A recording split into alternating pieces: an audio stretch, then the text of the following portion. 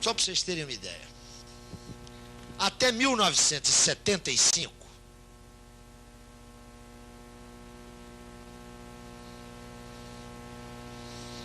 o conjunto publicado da obra de Marx e Engels, o maior conjunto, que quando vocês abrirem aí os livros, vocês vão encontrar citado como MEGA, M-E-G-A, que é a abreviatura da expressão alemã que significa Obras Completas de Marx e Engels. Era uma coleção de 48 volumes. Em 1975, o Partido Comunista da União Soviética e o Partido Socialista Unificado da Alemanha, ou seja, o Partido Soviético e o partido da antiga RDA, da República Democrática Alemã, anunciam a constituição de um grupo de filólogos que trabalharia sobre todo o espólio recolhido de Marx e Engels. E fazem o plano de uma edição, agora sim, completa. Essa edição, é claro que ela conteria não apenas a correspondência de ambos, mas a correspondência ativa e passiva, ou seja, não apenas as cartas que eles escreveram, mas também as respostas que eles tiveram. E teria, evidentemente, um largo aparato crítico de notas. Mas essa edição estava prevista, meus amigos, para 100 volumes. Podem perder a água na boca, porque esse projeto não se realizou. Do que é do meu conhecimento, saiu até o volume 12. Os outros 88 estavam programados para sair na década de 90. O que aconteceu com o Partido Comunista da União Soviética? O resultado foi aquele ébrio contumaz, né? Cafajeste, no sentido estrito da palavra, que foi o senhor Yeltsin. Quanto à Alemanha, o muro caiu e o destino desse projeto, evidentemente, está comprometido. É evidente que todos os estudos indicam, todos, que não há nenhuma novidade, nenhum texto nessa parte ainda pouco conhecida ou até mesmo inédita, que vá alterar completamente a visão que temos da obra de Marx e de Engels. De qualquer maneira, é bom chamar a atenção para o acervo que ainda não é conhecido. Dá para ter uma ideia de como é que é complicado falar em marxismo? Notem, Rosa de Luxemburgo, uma teórica e uma interventora política da sua estatura, não conheceu a ideologia alemã. Ela não conheceu. Ela não conheceu os Grundrisse. Lenin não conheceu a ideologia alemã.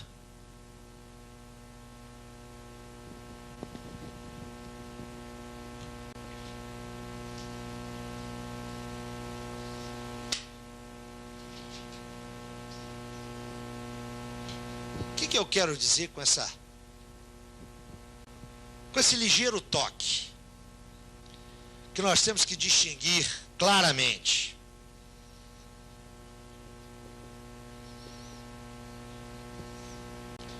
Quando nós pensamos em Marx, me parece prudente, do ponto de vista teórico, distinguir, notem,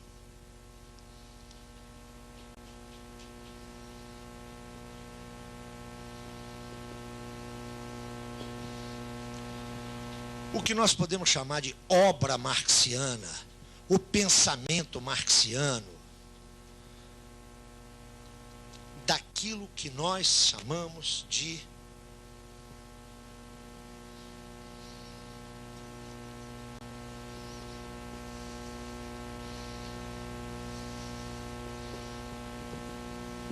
tradição marxista.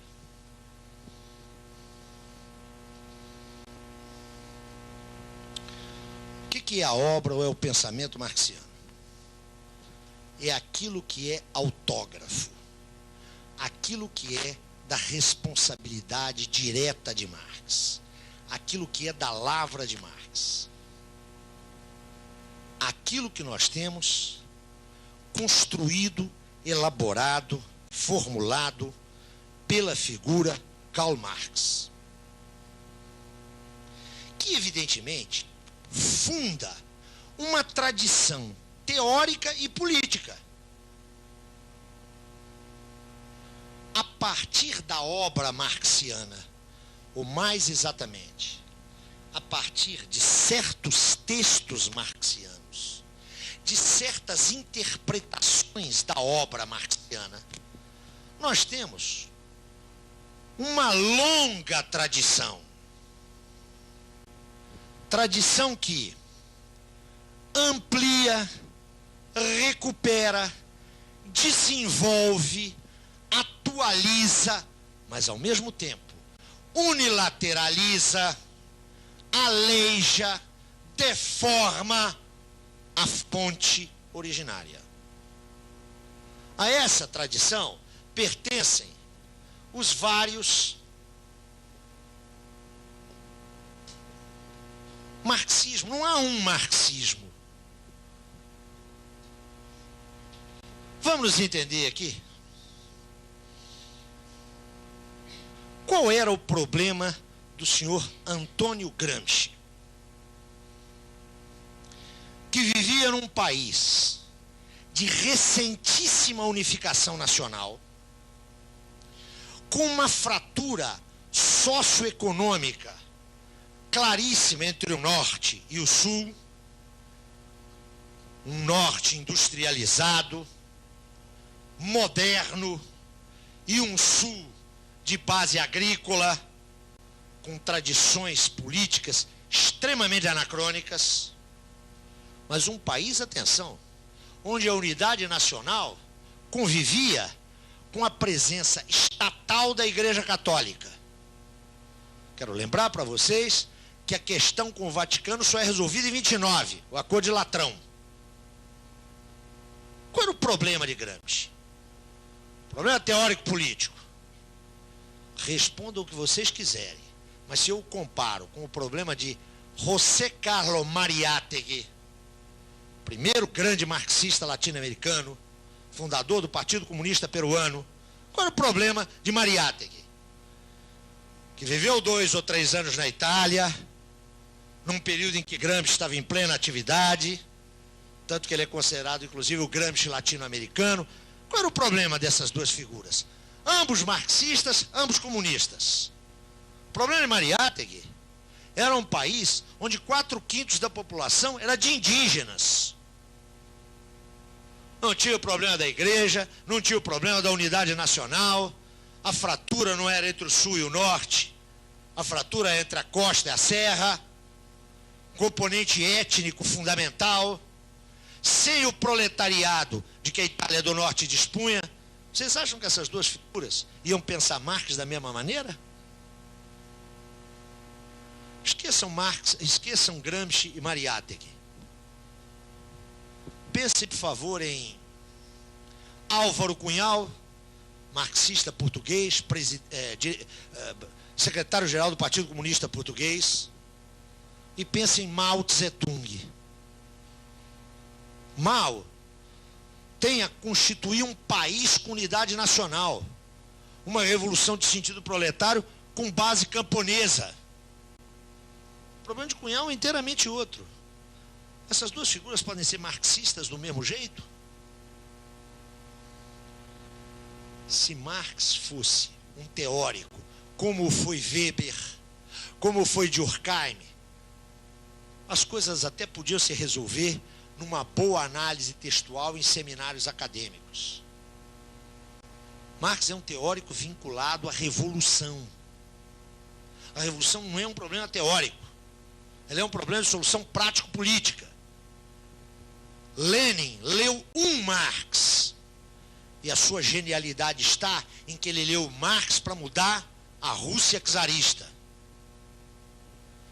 Mariátegui leu outro Marx, leu Marx para mudar a realidade peruana, e nisso reside a sua genialidade. Gramsci leu Marx para compreender e transformar a sociedade italiana. É evidente, meus amigos, que esses marxismos, todos eles, são e não são da responsabilidade de Marx. São-no na medida em que se inspiram na obra marxiana. Não o são na medida em que respondem a contextualidades histórico-políticas que são determinadas. E como os revolucionários não têm compromissos de natureza puramente acadêmica, eles retiram de Marx aquilo que lhes é funcional. Nenhum problema até aí. O problema é quando se transforma uma certa interpretação, uma certa visão de Marx em algo universal. Por isso eu sugiro que trabalhemos, dados os escopos desse, não direi curso, né? Desses nossos 5 encontros, em cima disso aqui, sem desconhecer que o nosso acesso a Marx, frequentemente, não se deu por aqui, mas se deu por aqui. E aí o resultado é um bocado complicado, né? Primeiro, aquele monte de marxista que nunca leram Marx. Né? Segundo, os instrumentos de vulgarização. Escuta, eu não estou falando dos outros, não, eu estou falando de mim. Eu entrei nesse negócio aí decorando as 3 leis da dialética. Eu nunca entendi porque que não eram 5, ou 7, ou não, 3 deve ser um número cabalístico. Né? Eu me lembro que em 1963, quando eu fazia a minha estreia no movimento político lá da minha terra, saiu um livro da editorial Vitória. Se alguém conseguir por aí em sebo, pode comprar, porque vale como raridade bibliográfica, né? Mas não leia não. Um livro chamado Fundamentos do Marxismo-Leninismo, um catatal de 800 páginas, e que eu li e fiquei, esse é que é o caminho. Nessa época eu namorava uma moça que vinha da esquerda católica e que estava largando a militância católica. E era por isso, aliás, que eu a namorava. Logo que ela largou a militância católica, eu enfiei-lhe o livro de leia, porque aqui você vai encontrar a solução. Essa moça, muito argutamente, uma semana depois me devolveu o livro e eu custei a entender o que ela me disse. Fui entender anos mais tarde. Ela me disse: ô Zé Paulo, muito obrigado, eu estou saindo de uma religião, não estou entrando em outra. O que eu quero sinalizar com esse exemplário bem banal, é que a maioria de nós se formou aonde? Se formou na luta política, que não é uma academia, ou então se formou numa academia de onde a luta política foi banida. Então o resultado dos 2 lados é catastrófico. Propor agora um regresso a Marx não é considerar que a programática de Marx nos é contemporânea. Seguramente não é. Agora, a problemática de Marx, esta nos é absolutamente contemporânea. O suposto do que vou lhes dizer daqui para frente é o seguinte: só com Marx nós não entendemos o nosso mundo contemporâneo. Sem Marx, nós o entendemos menos ainda. E contra Marx, nós cancelamos a compreensão do mundo contemporâneo.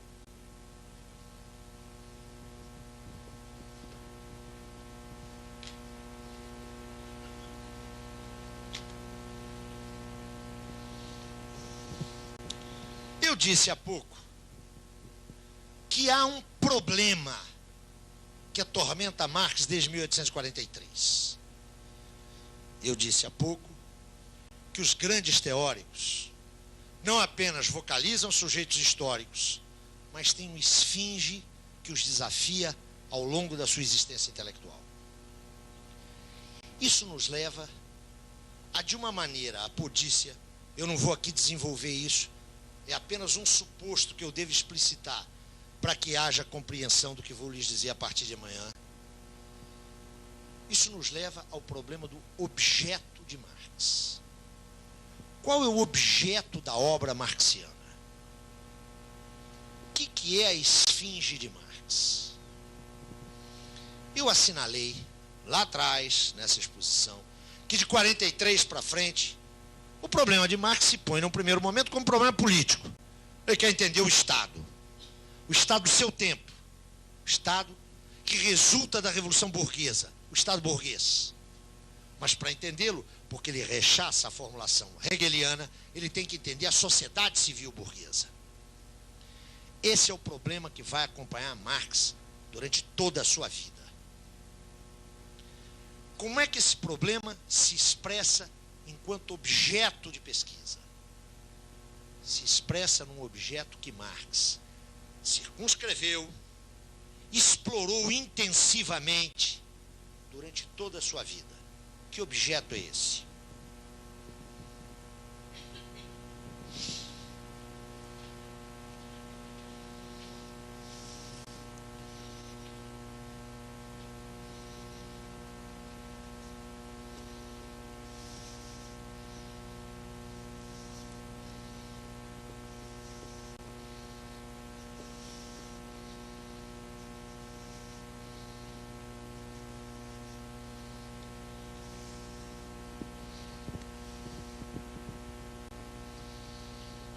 O objeto de Marx, aquilo que vai ocupar a sua vida a partir de 1843,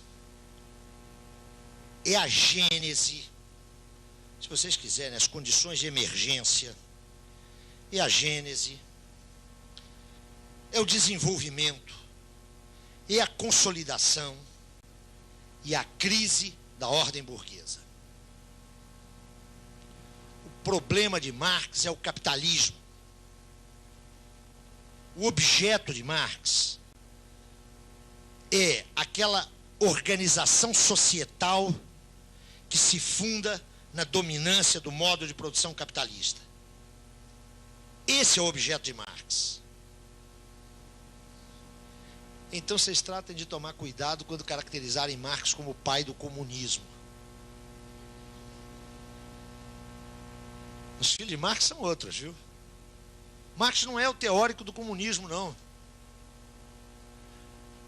Naquela monumental obra do ponto de vista quantitativo, é claro que Marx se preocupa e estuda e tematiza formas societais pré-burguesas. Claro. Na medida em que ele quer conhecer as condições de gênese da sociedade burguesa, ele é levado a investigar formas societais precedentes. Na medida em que ele não contempla a crise da sociedade burguesa como um processo puramente econômico. Se Marx fosse um determinista econômico, ele teria estudado o Capital, teria feito uma fortunazinha, ia ficar da varanda da sua casa observando a crise. Para Marx sempre foi muito claro que o capital deixado a si mesmo só produz mais capital. Claro, cada vez com um custo social e humano mais alto.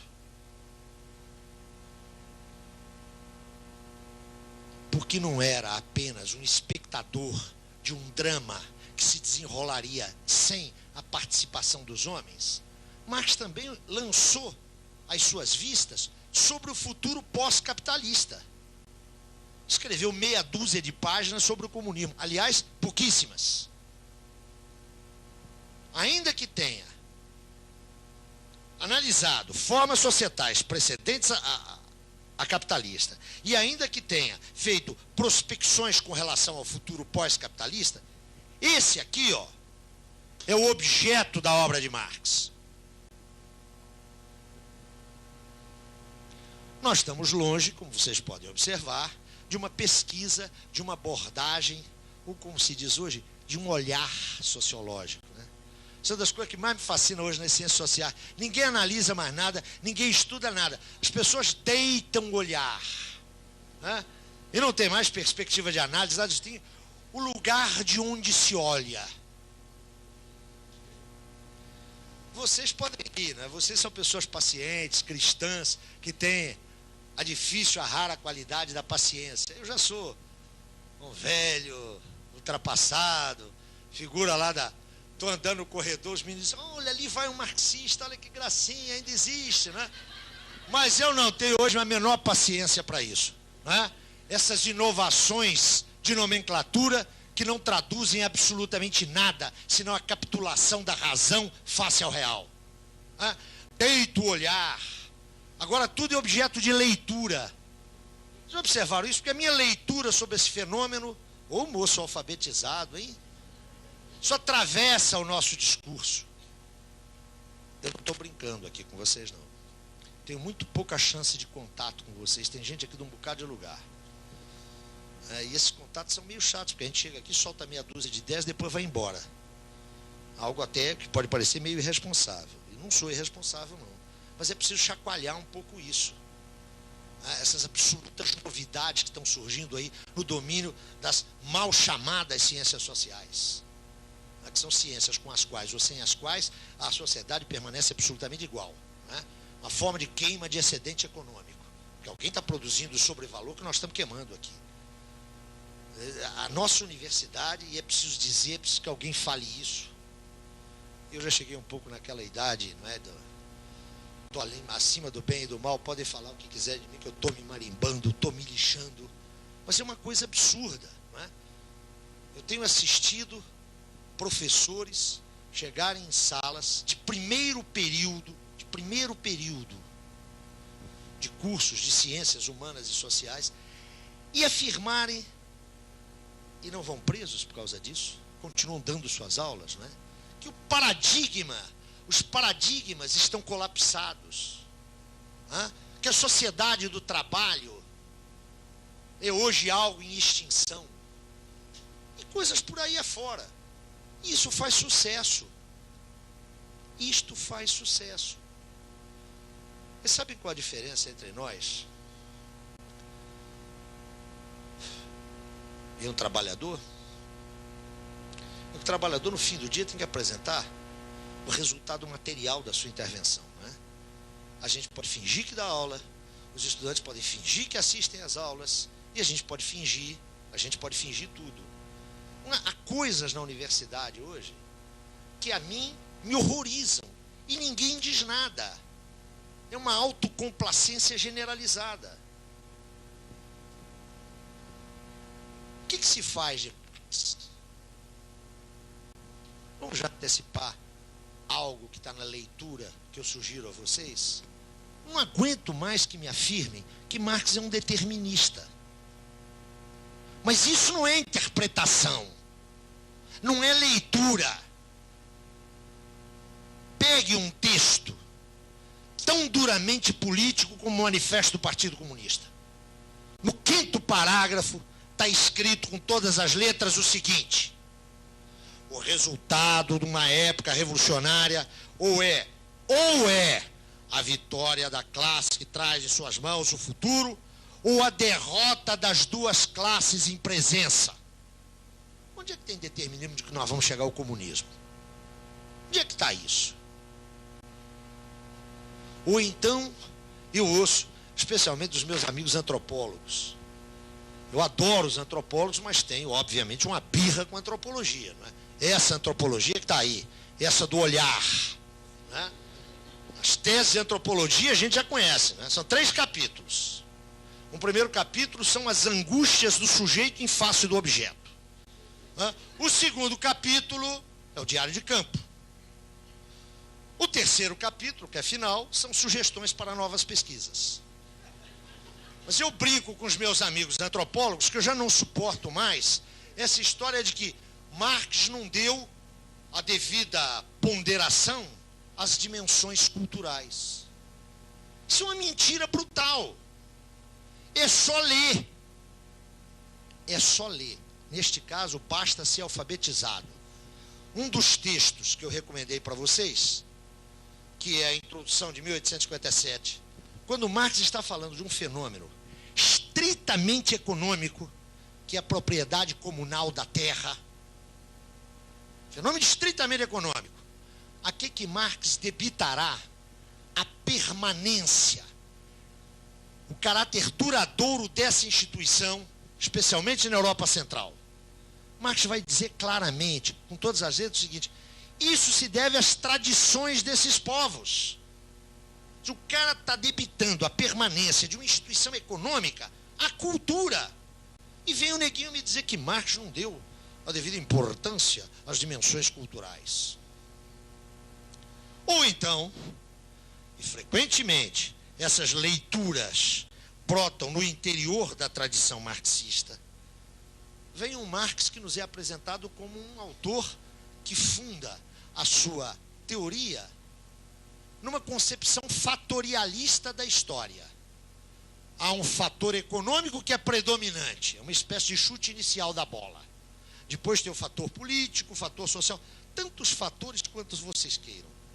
Marx não é um pensador que opera à base da história como síntese de múltiplos fatores.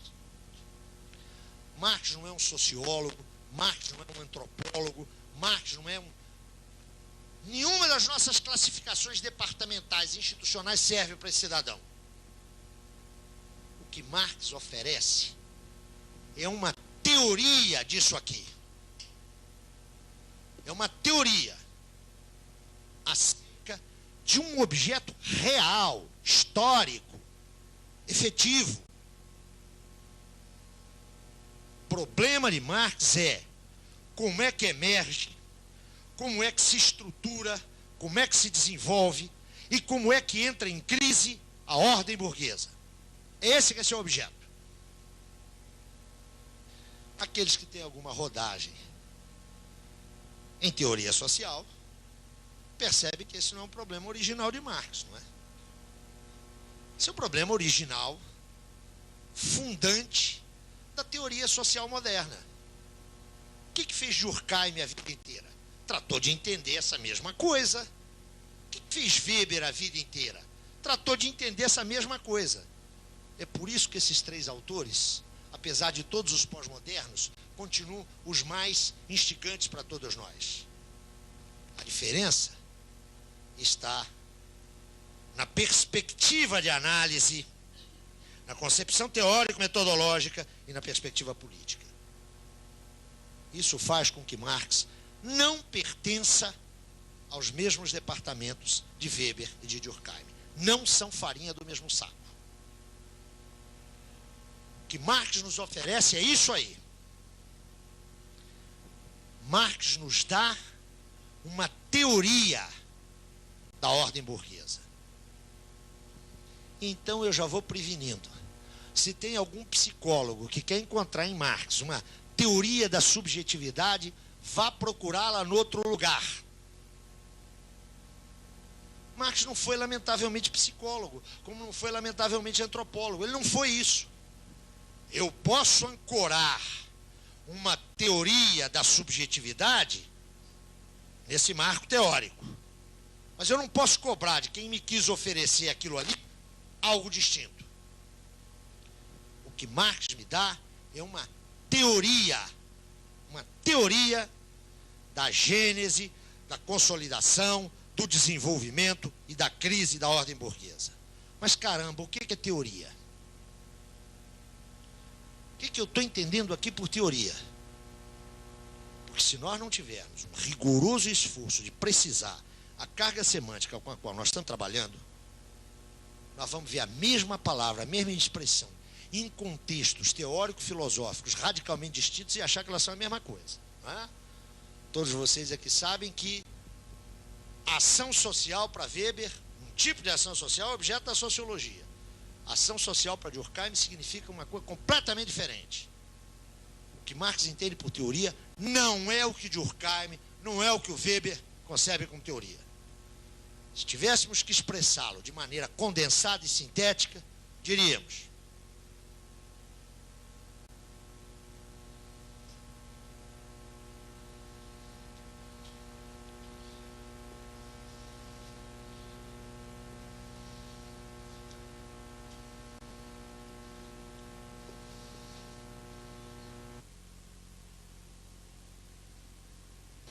se nós tivéssemos que apertadamente sinalizar o que é teoria para Marx, eu peço que vocês leiam os textos aos quais eu farei referência. A partir de amanhã vocês vão encontrar, penso, se eu não estou delirando, que vocês encontrarão isso lá, que para Marx teoria é reprodução ideal. Vamos começar por aí. É uma reconstrução no plano das ideias. Para Marx, as ideias não criam coisa nenhuma. A razão não cria coisa nenhuma. Para usar a minha formulação direta, grossa e mineira, se a fé removesse montanha, os homens não teriam inventado tratores. Para Marx, teoria é uma reprodução. Ideal, no mundo das ideias. Reprodução por quê? Porque, na verdade, expressa algo que lhe é, a essa imagem ideal, que lhe é ontologicamente anterior. É a reprodução ideal do movimento. Portanto, não é uma descrição, não é uma fotografia do movimento do objeto real. Está aqui, em primeiro lugar, o materialismo de Marx. Eu lamento informar vocês, mas Marx era ateu e materialista, sabiam? Desculpe, não é uma provocação, é só uma informação. Eu digo que isso também é meio óbvio, mas eu estou cansado de ver o jeito comungar e confessar, ou ir lá no seu culto, e depois se inspirar no Capital. O Vaticano tem razão. Não dá para conciliar Jesus com Marx. Quando eu digo que o Vaticano tem razão, é que quando a teologia da libertação, que propunha uma socioanálise claramente inspirada em alguns referenciais marxistas, não era marxista, mas ela absorvia isso, o Vaticano disse: meninos, vão acabar com essa festa. Voto de silêncio para um, ameaça de exclusão para outro. Não pensem que o Papa e seus assessores é um jeito tolo, não. Ele sabe exatamente o que está fazendo. O vírus do ateísmo começa comendo pelas bordas, e há que reprimi-lo. O materialismo de Marx está aí. Nada se passa aqui sem que se tenha passado ou esteja passando aí. É só isso que é o materialismo de Marx. Não existe teoria sobre aquilo que não existe. Não existe teoria sobre aquilo que não está em processo. A teoria de Marx é a reprodução nas ideias disso aqui, ó.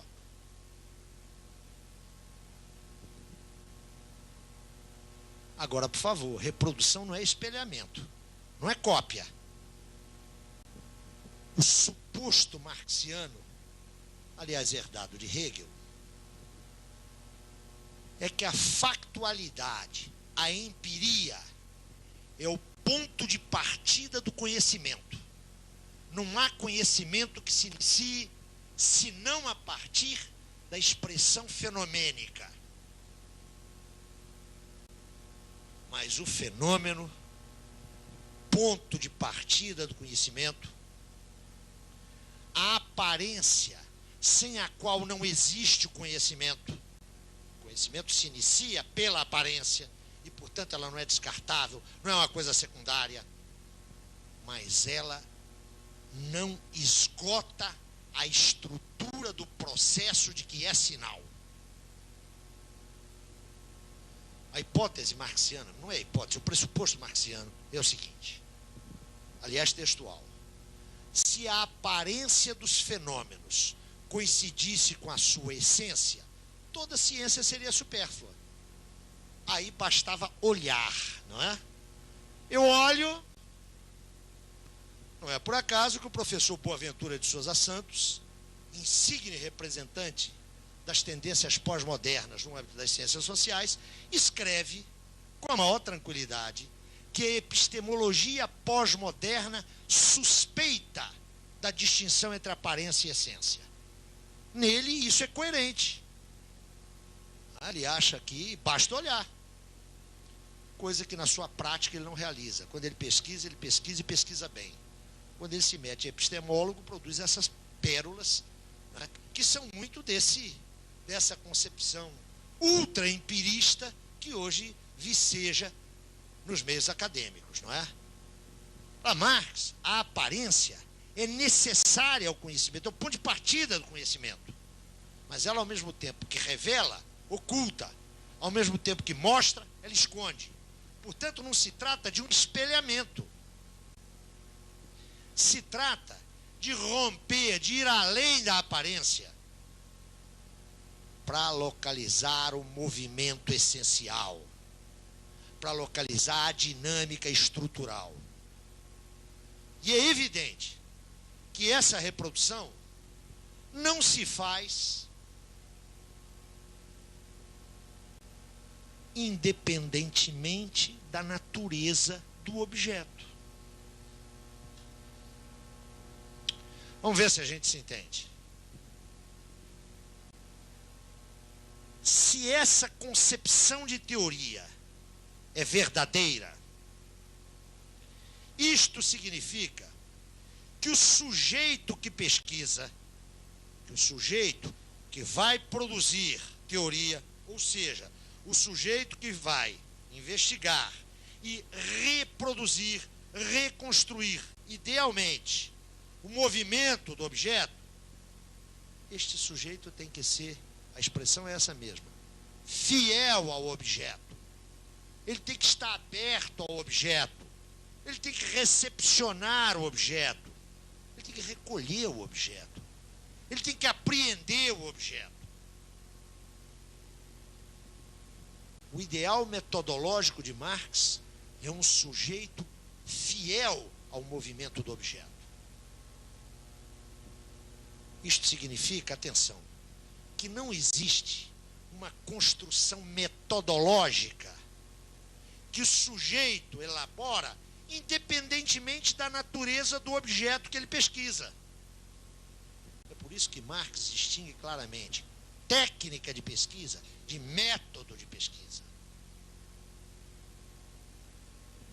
Para Marx, método é, antes de mais, a relação que permite a um sujeito apreender o movimento de um objeto. Para Marx, ao contrário de Durkheim, método não é um conjunto de regras formais para lidar com o objeto. Método é aquela relação que permite a um determinado sujeito apreender as determinações constitutivas da dinâmica do objeto. Isto significa um sujeito duplamente caracterizado. Primeiro, por essa abertura ao objeto. Mas segundo e simultaneamente, um sujeito rico intelectivamente. Um sujeito que seja capaz de se apropriar das práticas cognitivas da sua sociedade, que seja capaz de apropriar-se de uma bagagem, de um background, de um acervo cultural para deslindar as formas fenomênicas. Vamos ser curtos e grossos. Pesquisador ignorante, atenção, entenda o que eu estou chamando de ignorante, né? Ignorante é aquele que não sabe, só isso, aquele que ignora. Pesquisador ignorante, pesquisa nula. Por que ninguém nasce pesquisador? Por que se forma um pesquisador? Por que a experiência de pesquisa, eu sei que muitos companheiros aqui a têm, e maior que a minha, por que a experiência de pesquisa é cumulativa? Porque não basta o objeto emitir a sua luz, você tem que ter um olho para percebê-la. O que eu estou dizendo aqui é uma prática comum em serviço social. Todos nós já orientamos, como diz meu amigo Carlos Nelson Coutinho, que inventou orientação foi o diabo, porque é a pior coisa do mundo, né? Ao invés de ler Hegel, eu tenho que ler a Maria da Silva, e tenho que fazer isso com cuidado. Todos nós já orientamos dissertações de mestrado. Perdão, antes das dissertações. As monografias de conclusão de curso. Salvo aquelas que são diretamente inspiradas pela pomba do Espírito Santo, que não tem comparecido muito ultimamente aqui sobre o planeta, né? O resultado da produção dos nossos alunos de 8º e 9º período é uma sistematização acerca de um objeto qualquer. Ou é uma exploração muito inicial acerca de algum fenômeno. E eu vejo os professores dizerem: você está produzindo conhecimento. O professor diz e as pessoas acreditam. 90% das dissertações de mestrado vão para a vala comum do nada. Aliás, vão justamente. Por quê? Isso não é produção de conhecimento. Isso é o apetrechamento necessário do pesquisador. É necessário fazer isso. Mas não nos iludamos com produção de conhecimento. No geral, até a dissertação de mestrado, o que se faz é tornar esse sujeito mais rico. É fazer com que ele se aproprie de determinações teóricas que já fazem parte do nosso patrimônio comum. Ninguém começa a investigar a partir do nada. Quanto mais ampla a bagagem de conhecimentos, mais sensibilizado estará o sujeito para a recepção do objeto. É nesse sentido que essa reprodução não é uma reprodução que encontra um sujeito que espelha o objeto. Pelo contrário, é um sujeito que enfrenta o objeto, que se confronta com o objeto, que nega a forma aparencial do objeto. O que Marx nos oferece é uma teoria da sociedade burguesa. É uma teoria que expressa cá na cuca esse circuito. É isso que nós vamos chamar aqui de teoria marxiana.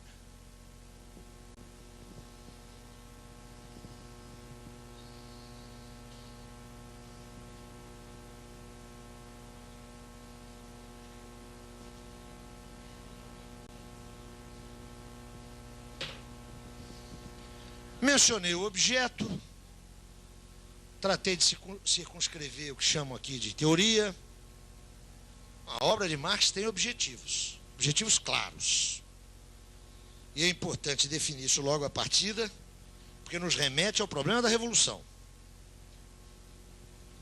Já insisti aqui suficientemente, creio, que Marx não é um teórico puro, não é farinha do mesmo saco das figuras luminares das ciências sociais. Marx é um teórico a serviço.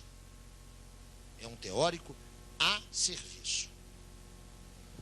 Marx quer compreender a ordem burguesa não pelo prazer de buscar a verdade. Ele quer compreender a ordem burguesa para contribuir para a sua subversão. Palavrinha que a gente precisa de reivindicar, não é? Depois de 30 anos de ditadura nesse país, subversão é uma coisa horrorosa. Cabe de novo o mérito ao velho Florestan, que dizia: nós estamos aqui para subverter a ordem. Marx é também uma informação desagradável, é um subversivo nesse sentido. O objetivo de Marx é servir a revolução. Marx não tinha nenhuma dúvida, jamais duvidou desde 1844 acerca de qual era o rumo da sua atividade prático-interventiva. Entretanto, para Marx, cabe a afirmação feita nos anos 40 do século passado, né? Não é mais do nosso século, pelo italiano Palmiro Togliatti: quem erra na análise, erra na ação. O que eu quero sinalizar com isso?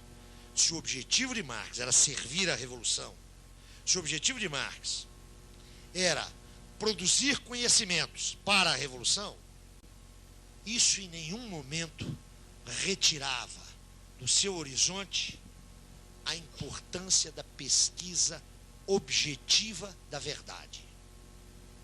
Marx, quanto a isso, vem na velha e saudável tradição ontológica que data de Aristóteles. A verdade é a adequação daquela representação ali, da teoria, ao processo real. Aliás, não é por acaso que Marx goza hoje tão pouca popularidade, não é? Num tempo em que a verdade passou a ser resultado de consensos intersubjetivos, na medida em que nós temos as nossas verdades. Legal isso, cada um de nós tem a nossa propriedade, a escritura da nossa verdade. Ou então, como só ia acontecer com o relativismo que impera hoje na universidade, né? O que é a verdade? O que é o real? Marx não tinha, meus amigos, esse tipo de incômodo. Quando ele atravessava a rua, ele olhava para ver se vinha uma carruagem.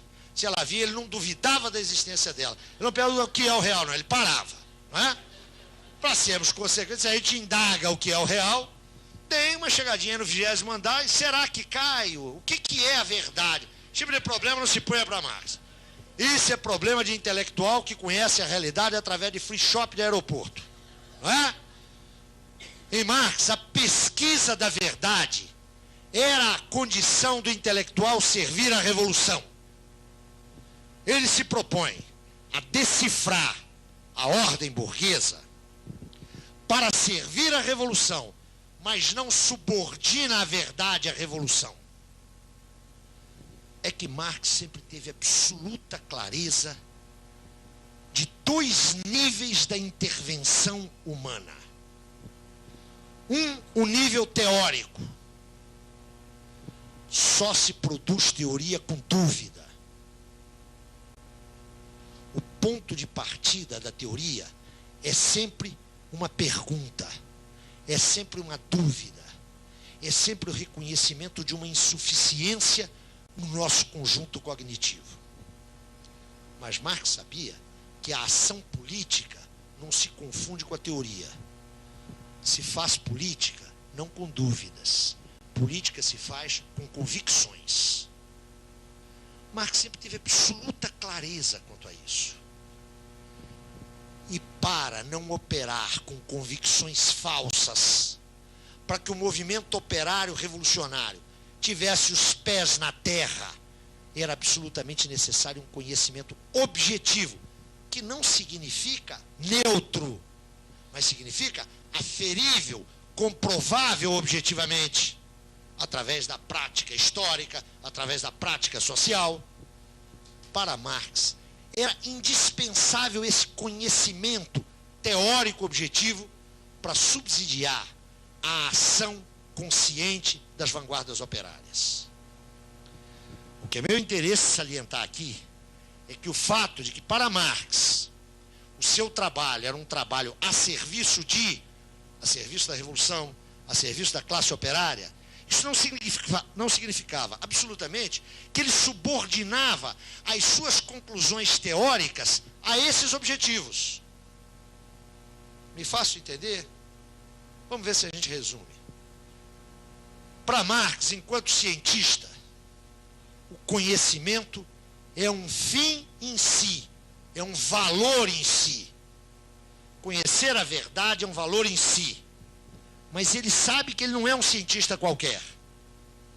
E ele sabe mais.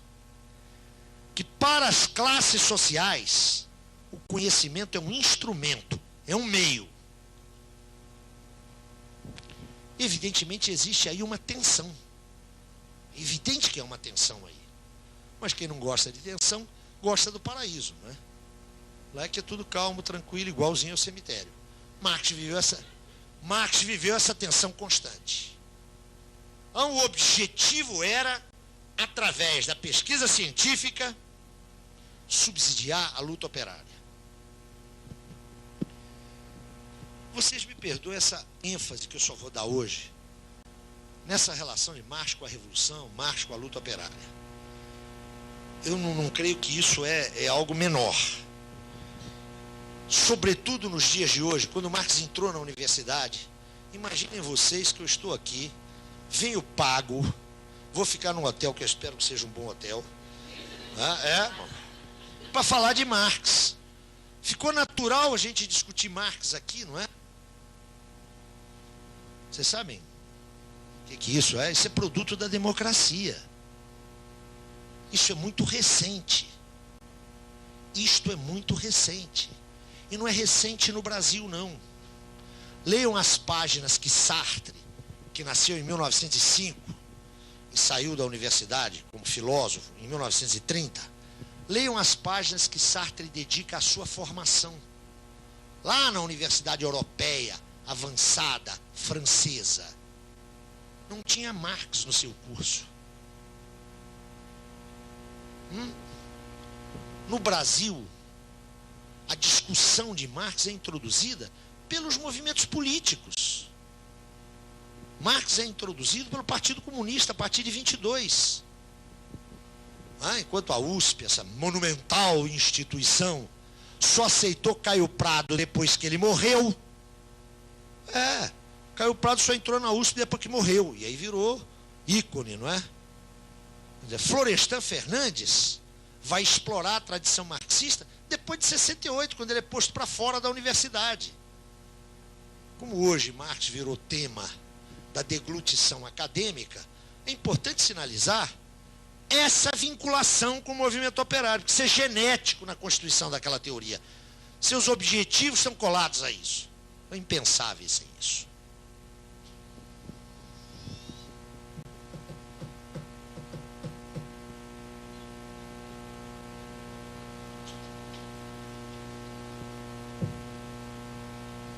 Mas cabe indagar.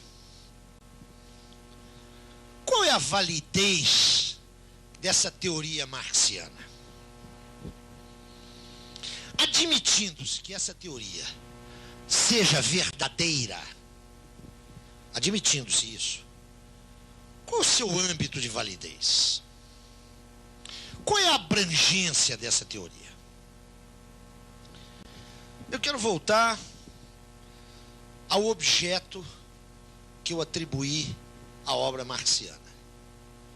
Se aquele objeto é correto, nós podemos nos valer de inspirações, de estímulos da obra marxiana para estudar a Grécia Antiga, para estudar a polis grega. Podemos nos valer de algumas indicações de Marx para iluminar melhor o que conhecemos da Roma de César. Mas, evidentemente, se é correta aquela observação, a teoria marxiana só vale para a ordem burguesa. Esse é um ponto de briga. Esse é um ponto de polêmica na tradição marxista. Atenção. Quando eu me iniciei nesse caminho, eu aprendi que, graças a Marx, nós tínhamos uma ontologia geral, chamada materialismo dialético. E tínhamos a sua aplicação à sociedade, o materialismo histórico. Legal, né? Com Marx eu estudo assírios, babilônios, a cultura Noque, que floresceu na África Negra no século VI a.C., e dá até para fazer a interpretação dos astecas. Entre essa atribuição, a teoria de Marx, e as funções da catuaba composta, a diferença é muito pequena. Eu estou circunscrevendo aqui. Nessa ótica, as determinações teóricas de Marx referem-se a um objeto. É evidente que elas são instigantes, esclarecedoras, estimulantes para pesquisarmos elementos societais pré-capitalistas. Mas essa é uma teoria social referida à ordem burguesa. Isso põe claramente o limite e a universalidade de Marx. A universalidade está onde o capital seja o comando do trabalho. A análise marxiana é contemporânea.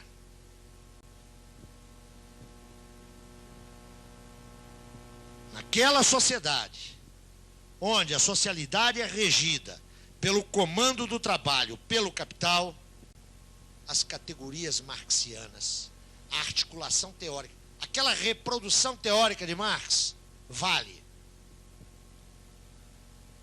Eu não sei se vocês já ouviram economistas importantes, teóricos importantes, falando sobre o confronto das civilizações.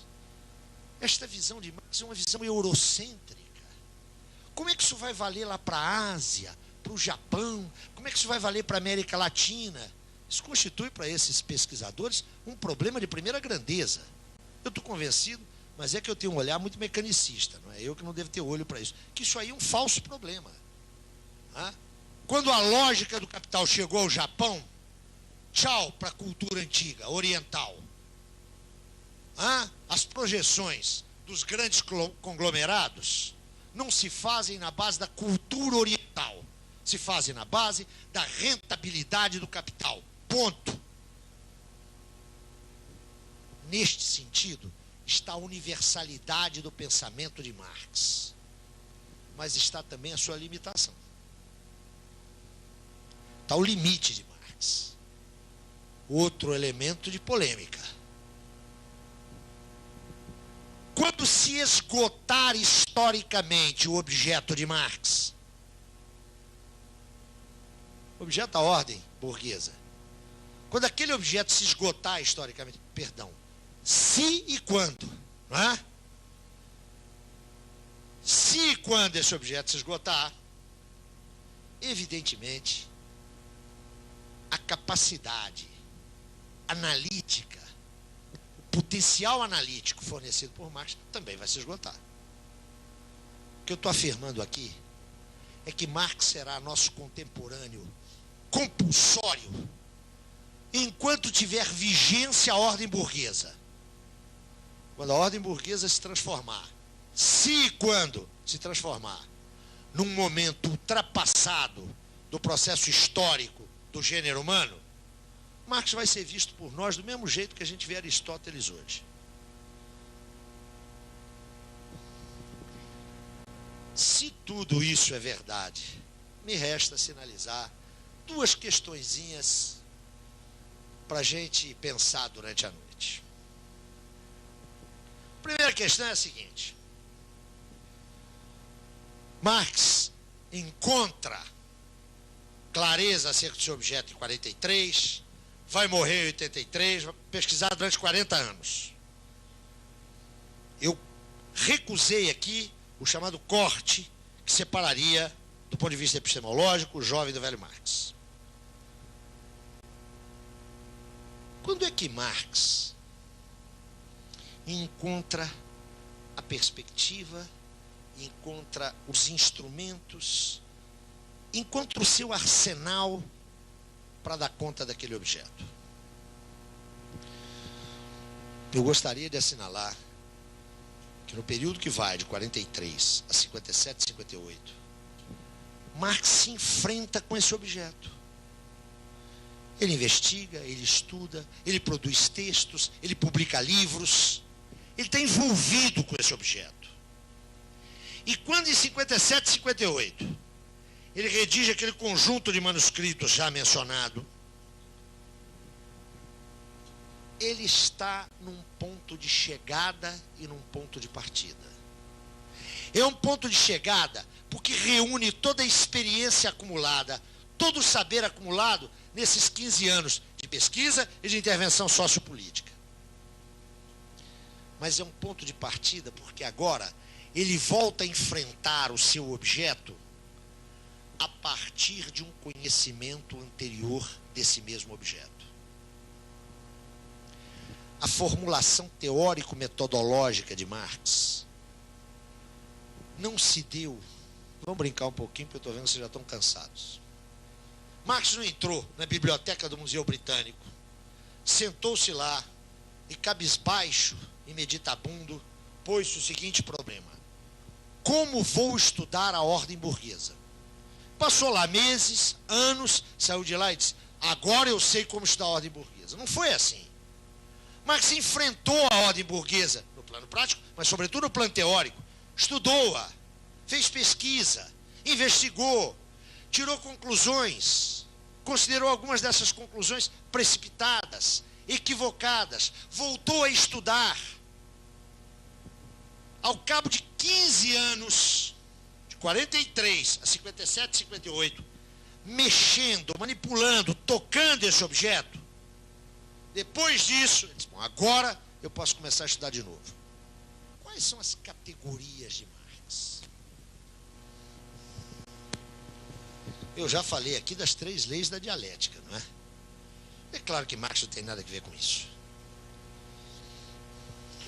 Se uma teoria é a reprodução ideal do movimento de um objeto, é evidente que as categorias não são criações da cabeça dos homens. As categorias são traços constitutivos do movimento desse objeto. Marx não inventou a mais-valia.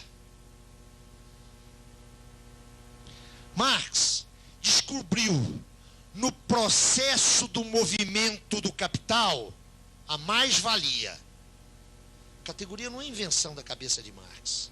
A expressão mais-valia reproduz cada cabeça um traço constitutivo do movimento do objeto, que é o capital. Isto significa que o bom pesquisador não é aquele que mete 4 ou 5 categorias debaixo do braço e sai caçando objeto, não é? O pesquisador extrai as categorias do objeto que ele pesquisa. Isto significa que se Marx nos deu aquela teoria, e se a sociedade burguesa é extremamente complexa, o conjunto de categorias que dela extraiu Marx configura um verdadeiro arsenal categorial. Um arsenal de categorias que eu não posso estudar através de um dicionário que liste as categorias e as defina. Sabem qual é o rolo de Marx para a gente discutir o seu método? É que se eu quiser discutir o método de Durkheim, eu vou a um texto que Durkheim produziu em 1895, intitulado As Regras do Método Sociológico. Está ali o manual da sociologia durkheimiana. O que é método, quais são as categorias, como é que eu estudo. Ali, o método é um conjunto de regras que eu posso apreender independentemente da leitura do suicídio, independentemente da leitura de a divisão do trabalho social, etc. Se eu quero conhecer o método de Weber e as categorias weberianas, eu abro lá o Economia e Sociedade e encontro um capítulo intitulado Categorias Sociológicas Fundamentais. Em Marx eu não tenho isso. Por quê? Em alguns marxistas eu tenho, não é? Eu sou de um tempo em que aqueles 2 livrinhos da Martha Harnecker, Conceitos Elementares, aquele profundo desserviço à obra de Marx, aquilo circulava livremente aí. Tirante essas contribuições, que Marx não tem nada a ver com elas, pelo amor de Deus. Por que Marx não escreveu um livro, O Método Dialético, ou O Meu Método? Por que Marx não fez isso? Não foi falta de tempo. A resposta está dada por Lenin, que estudando Hegel em 1916 no exílio suíço, fez a seguinte observação no seu caderno de apontamentos: Marx não nos deu uma lógica. Marx nos deu a lógica do capital.